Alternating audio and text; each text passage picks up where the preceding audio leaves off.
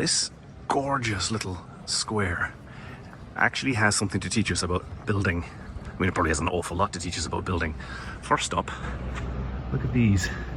These are stone, but they're just like those timber joists I showed you in the city earlier.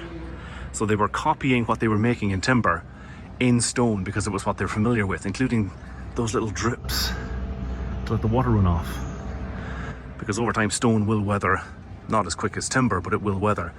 And look at how these buttresses are built into the base of this wall so that they can have this arch, which carries a very tall structure. So they thickened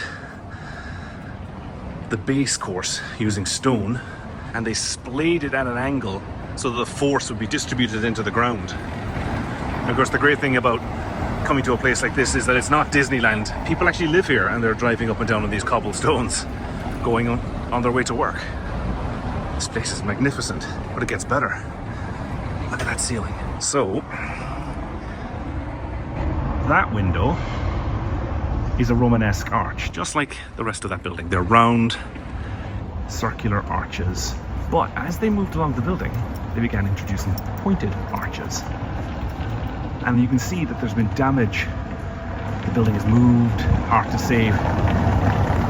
And they maybe decided, let's build using these new fangled pointy arches, which seem to be the fashion. I'm betting that as they went along, they introduced these because at the time, Gothic was becoming the new thing. This was, in its day, ultra modern. I mean, even today, we would probably struggle to execute this. I think we could definitely do it. Probably do it quicker, and probably do it safer. But it is still breathtaking to watch. The work of multiple generations over many centuries executing one plan. I wonder how many mistakes they made along the way. But that is absolutely magnificent.